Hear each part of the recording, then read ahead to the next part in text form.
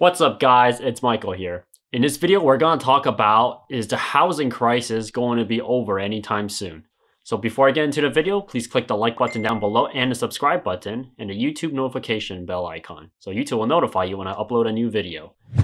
So let's get into the meat and the juices. Basically for the past 2 years before the pandemic, housing prices was always going up, a steady increase. And it wasn't as drastic when the COVID hit. So when COVID hit, the pandemic came around, it caused a shift, a paradigm shift where people started moving out from their jobs and businesses. They started staying home. They started doing more remote learning, remote working. And now today, since people want to work remotely at home and a lot of employers want them to come back in and offer them better opportunities, or even the worst case, threaten to fire them, but the employees say, hey, we can go somewhere else. So there's a lot of little gaps and shifts there. There's so many questions to answer, but I can't get through all of it in one video. So this video specifically covers a really broad topic, which is the housing crisis.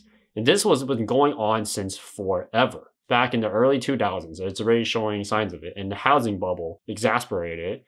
And at the end, did anyone higher up, like the government, work on improving the situation? They tried and they failed. So let's get into what happened in 2020. Pandemic hit, housing prices start skyrocketing up because everyone decided to, maybe it's time to move houses. So they started moving houses, working remotely, and they want to move to a better place with better living and a better standard of living, basically meaning less taxes, paying less for goods and services, and getting a higher return. And throughout the whole entire United States, housing prices in the previous year, this was stated by, if you look at Zillow, Redfin, any other websites that basically do housing and marketing. Specifically, if you work in real estate industry, you can even look at CAR, California Association of Realtors, even stated that last year, during 2021, the housing market increased overall, the whole entire United States, average housing market increased by 7%. And it ranges from 7% on average all the way up to 20%. This is not just only California. This includes other really hot states. You're looking at Arizona, you're looking at Nevada, Las Vegas, you're looking at Texas, where Austin is, and Florida.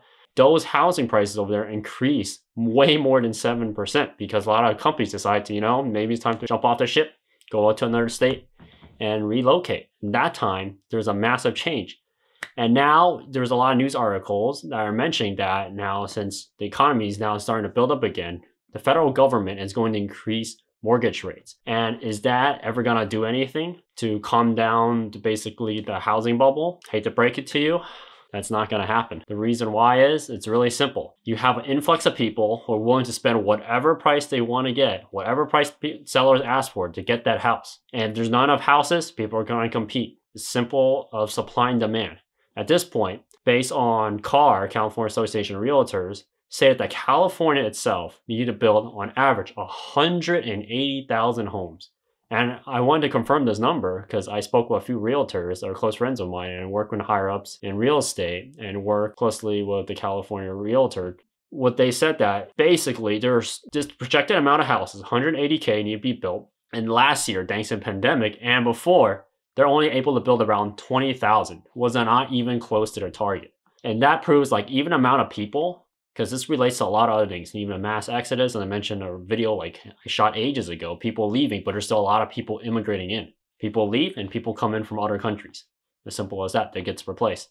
So if that's the case, housing prices is still where it is. You can argue that hey, maybe build more apartments, more condos, more townhouses instead of building more suburbs. Well, it doesn't matter because you can't even reach that goal of 180,000. Last year, it was projected around 20,000 they built. And now next year, they're going to increase the amount. They're averaging until 2025, even with the mortgage rate increase, housing prices going to jump around 7% to 20%. So people who sold earlier, if you regret that you missed out on the housing crisis or housing bubble, you don't really need to regret too much because just give it a few years. Because housing, especially in really hot areas, like looking at Texas, California, Florida, Arizona, you miss out on the previous year, you don't need to fret because land is not an infinite resource. There's always going to be bound to people who want homes and want in really nice neighborhoods. And there will be a lot of people has been proven to have the money to pay for it. So in my understanding and looking into today's market, real estate itself is going to go up.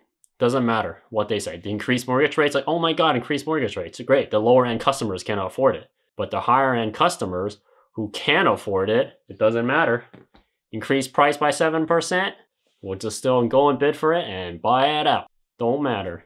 That's how it is, and that's projected until 2025. If you like this video, I'll cover more topics on these. Like, share, and subscribe. And next time I'll cover what are the jobs like now in current day and age. Peace.